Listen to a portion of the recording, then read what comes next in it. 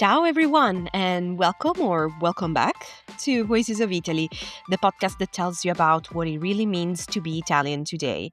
And in this episode, we're doing that by getting into a topic that mixes sports, history, politics, and one of the most fascinating identity debates happening in Italy right now, all wrapped around one single person, a quiet red haired tennis superstar from a tiny Italian village where 90% of people speak German. I'm talking, of course, about Yannick Sinner. If you've been in Italy lately, you've been seeing him everywhere on billboards, TV commercials, lifting trophies, carrying the Italian flag on the global scene. But at first, for a lot of people, he was not Italian enough until he started winning basically everything, bringing home Italy's first Davis Cup in 47 years and becoming a brand new modern Italian icon celebrated everywhere, except in one place, his home region, where he sparked backlash just by saying he's proud of being Italian. In this episode, we're talking identity, stereotypes, regional history, the messy legacy of war, and what Yannick Sinner's story tells us about what being Italian really means in 2025. Italy is one of the most iconic countries in the world. But what does Italy mean to the world? What does it mean to you? Buongiorno. Pizza. Ciao Bella. Michelangelo. Spaghetti. Mafia. Dolce Vita. My name is Alessia, I'm Italian, and this is Voices of Italy, the podcast that peels back the layers of the Instagram perfect Italy to reveal everyday stories of authentic, surprising, and messy Italian life.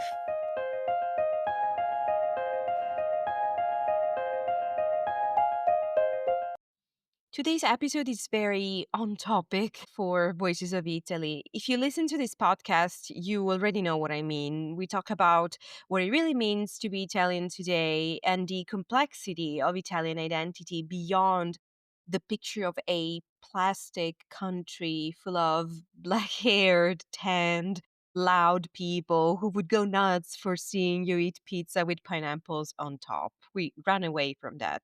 Well, tennis player Yannick Sinner does not look like that picture at all. He's the person that inspired this episode because the debate around him has made me think about a question that I asked in our very first episode: who deserves to be Italian today? And if in that episode we talked a lot about new generation of Italians who struggle to get recognized legally and socially as if they needed to deserve the nationality. Today, we talk about someone who's already 100% Italian on his passport and in people's minds, but he almost has to prove his allegiance somehow. Let's start with some basic facts for those of you who never heard of him. Yannick is the face of Italian tennis right now. He's won the Australian Open, the US Open, the Davis Cup, climbed the rankings of the ATP, the Association of Tennis Professionals, and basically has rewritten the narrative of Italian tennis in the past few years. He's young, very talented, humble, and refreshingly unshowy in a country that usually basically ignores any sport that is not calcio, meaning Italian soccer. And if you think I'm exaggerating here, listen to Voices of Italy's episode about calcio and how big of an obsession it is in Italy, and then you'll see what I mean. Well, tennis started to appear on Italian headlines and mainstream media because of the ATP finals, the season ending championship of the ATP, and basically one of the most significant tennis events of the year. I honestly didn't know much of anything about the ATP until not a long ago. And if that's the case for you too, let me help you. Just consider that for most of its history, the ATP finals have been considered the most important indoor tennis tournament in the world. And from 2021 to 2026, the ATP finals are hosted right here in Turin. And the city has been buzzing with the Yannick Sinner mania: banners, billboards, fans wearing carrot orange costumes, Yes, you heard correctly. It's true and it's adorable. Long story short, the whole city has embraced him as our champion, our local Torino champion. But here's something very Italian happening here. Before all his success, before the trophies, before the international spotlights, some people in Italy questioned whether he was really Italian. And to be fair, for the most part, it was a lot of just mainstream media rumors, people talking about other people who allegedly challenged Yannick's Italianness. But at times, weird comments and allusions came from fairly influential people as well. Like when Sinner chose to skip the 2025 Davis Cup finals to prioritize preparation for the 2026 season. On that occasion, some criticism came from Bruno Vespa, a prominent Italian journalist and television host, a really big name of Italian public TV company Rai. To give you an idea, the TV program Porta a Porta, which is a program that Bruno Vespa founded and hosted since when it started, has been broadcasted without interruption on Rai Italian channels since 1996. This guy has been on TV since then. And referring to Sinner's decision, Bruno Vespa wrote on his socials, and I quote, "Why would an Italian support him? He speaks German, lives in Monte, and refuses to play for the national team." With this statement, Vespa is basically questioning Sinner's loyalty and belonging to Italy. And some of the same criticism in that occasion showed on other media as well from other people. The reason for all this is basically just that Yannick is from Sesto Pusteria, or Inichen, if you ask the locals, and I don't know how I am pronouncing this, which is in the region of South Tyrol. It's a region in Italy where most people grow up speaking German, non Italian, where people have names like Anspeter. I don't know, where the architecture, the food, the vibe, everything can feel a little more like Austria than Italy there. So when Sinner appeared on the national stage and some Italians looked at him and started to say he doesn't look Italian, he doesn't sound Italian, he speaks better German than Italian. But then, in perfect Italian fashion, right after his major victories, suddenly he was Italy's golden boy. The same people who didn't see him Italian enough were now cheering him, crying with pride, and calling him Il nostro Yannick. This sort of conditional acceptance, I've seen it happening so many times before, especially in sports. And I have to say, as Italians, at least in terms of our internal public debate and the way we think, we tend to search other countries' approval a lot of times to value something or someone in this case. Even politicians and public figures, when they want to talk highly of an Italian product or a place, they say others all around the world envy us for it. This is an expression that you can hear. Ce lo invidiano in tutto il mondo. Something or someone has a huge success, it immediately becomes a symbol of Italian excellency that other people look up to. But to really understand why Yannick Sinner had to win the approval of many of his fellow citizens, we need to understand Sinner's identity as someone who comes from South Tyrol. For those of you listening that don't know, this region is not just slightly different from the others. As I was saying, there's a linguistic prevalence of people speaking German. This is because it's one of the most historically contested places in Europe. And here's a quick but necessary Italian history and geography class. South Tyrol sits at the very top of Italy, basically touching Austria. Most people there actually grow up speaking German as their mother tongue, as I was saying, while Italian is often learned second. Well, sometimes even third, because even today, around 60% people there speak German first, 25% people speak Italian first.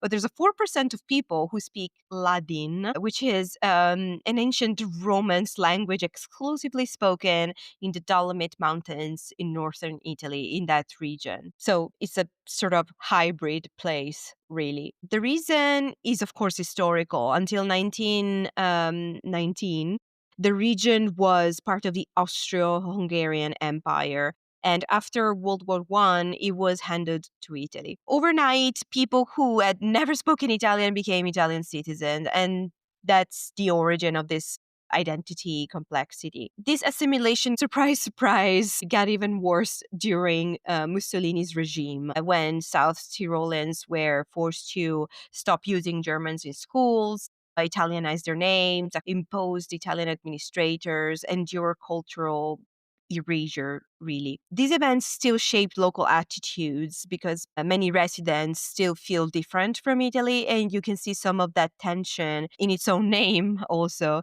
South Tyrol is the way that in English that region is called, how they call themselves internationally.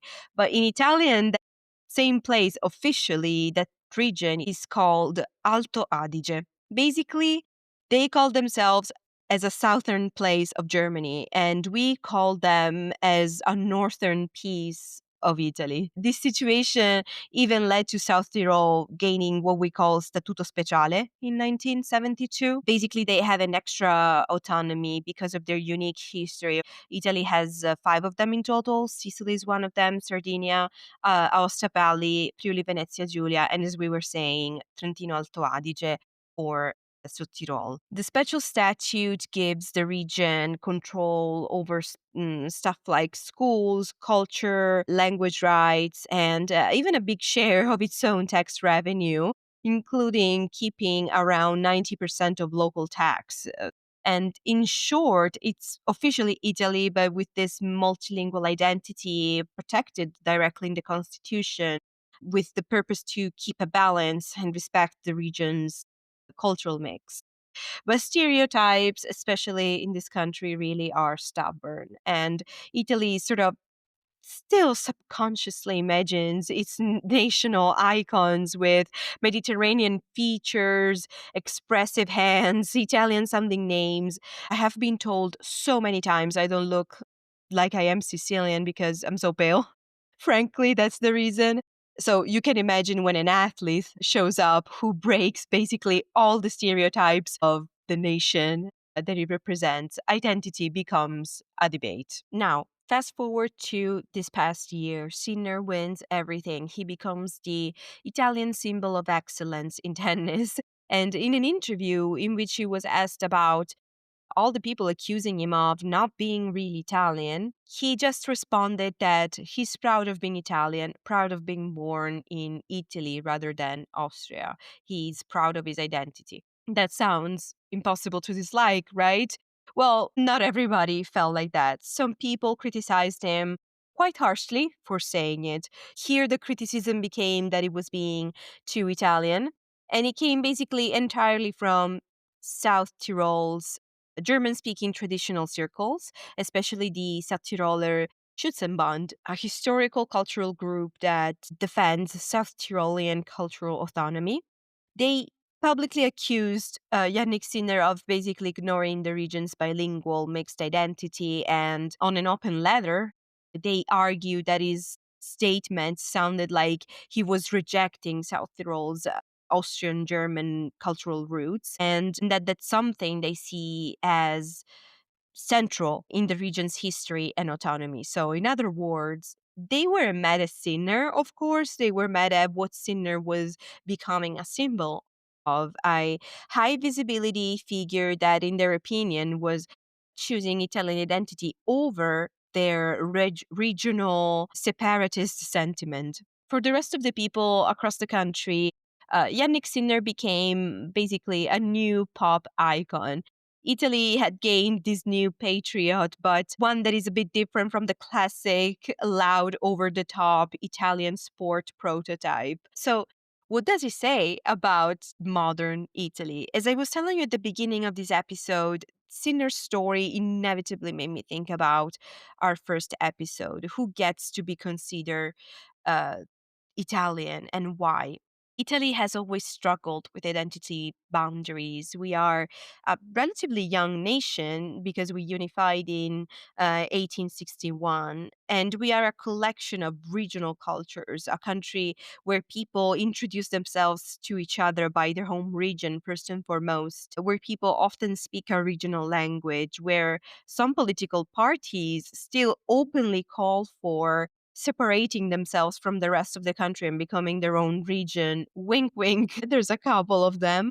Honestly, I love our differences. It's really what I find the most charming about our Italian identity. The richness we are blessed with is the result of thousands of years of mixing things up and exchanging in a unique, non repeatable way. But it gets weaponized a lot, unfortunately. In the very first episode, we talked about people who are born here from foreign parents and struggle to be recognized as Italians. And in the case of Yannick Sinner, you had this multi generational Italian, and still that identity is sometimes questioned. Also, Italy tends to have this sort of conditional belonging with successful figures, and I'm not joking about that.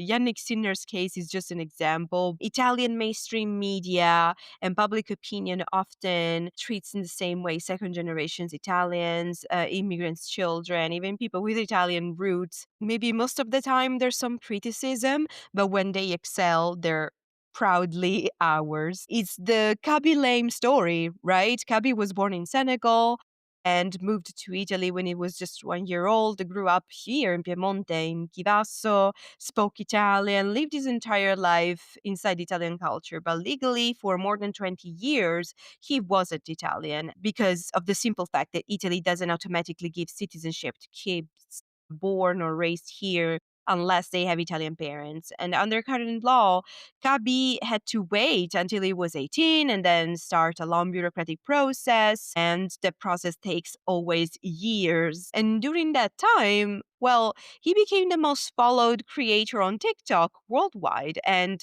still couldn't get an Italian passport. So at one point, he even said publicly that this lack of citizenship made it quite harder, even for someone like him, to travel for work and accept international contracts. That's more or less why that time the news hit the national debate. It was 2021, and journalists and public figures pointed out that was absurd that the world biggest TikTok star, someone who grew up entirely in Italy, being treated as a foreigner.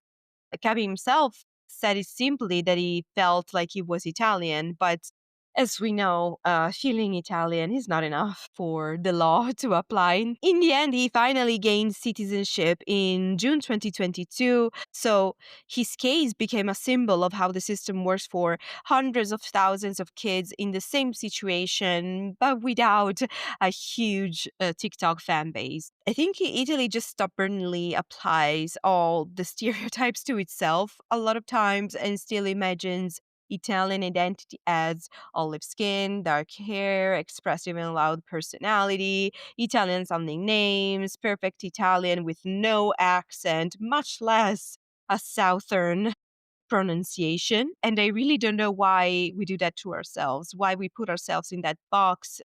The Sinner case is sort of a counterexample, of course, because he's this very sort of moderate behaving, pale, red haired, blue eyed, soft spoken, non gesticulating, from German speaking parents with a Germanic name person. Yet he represents Italy globally, wins for Italy, carries the flag, gives interviews in perfect Italian, and openly says he's proud to be Italian. That alone challenges the stereotype. And it's funny to think about how much we almost want to fit the stereotype sometimes and control the way we look as Italians. Most of the time today, when a certain population or ethnicity is represented in always in the same stereotypical way, this would be considered not acceptable from a political correctness point of view, but not in Italy. Sometimes you feel like we want the rest of the world to think of us as a big bunch of Marios and Sopranos. Sinner's case is just the last of many in the sports field. Another case that was a little bit similar from another point of view and was talked about a lot on the headlines is around volleyball player Paola Egonu. She's one of the greatest volleyball players Italy has ever had, a superstar, record breaker, a face of the national team. And yet, for many years, her Italian identity has been publicly questioned in a way that says a lot about Italy today. That's because she was born in Veneto to Nigerian parents, but she grew up speaking Italian, trained in Italian schools, and brought home some medals for Italy. And despite that, doing that at the highest level, she became a symbol of really an issue that we have, that the way Italy struggles to accept people who don't fit the stereotypical image of an Italian. After major matches, comments often appeared online saying that she's not really Italian, she doesn't represent us. And the lowest moment came around 2022 when that was so much that Egonu herself was pushed to tears during an interview because of how many comments, how many times she has to sort of justify or prove to be Italian, how many comments they make about her not feeling Italian as if it's how she feels about it. And that debate became sort of a national mirror again. Why does a Black Italian woman born and raised in Italy still need to justify her identity? Because the way we define it is outdated. And people like Yannick and Paola unintentionally remind us of how the country is changing. Here's what I think, and this comes from someone who grew up Sicilian, now lives in Turin, and spends her life basically talking and thinking about Italian identity at this point. And Italy is a beautiful, complicated patchwork. We love our regional differences, but we also get trapped in them sometimes. We romanticize stereotypes. We also imprison ourselves with those cliches. We want to feel united, but we still question who deserves to be considered one of us. What I personally think about Sinner is that he's a walking example of today's Europe for sure.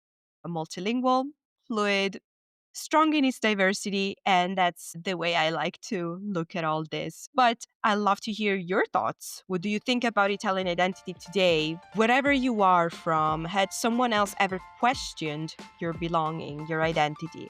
Share some of your stories with me on Instagram at Voices of Italy. You can also send a voice message there or on SpeakPipe. The link is in the bio. And if you're more of a writer, you can always send an email with your feedback, experience, or episode ideas at hello@voicesofitalypodcast.com. If you like this episode and you want to support this small one-woman adventure, follow the podcast, leave a review, and buy me a coffee. You can make a small donation to the podcast and help it grow using the link in my Instagram bio. Any small thing is very helpful. Grazie mille for listening and see you in the next episode.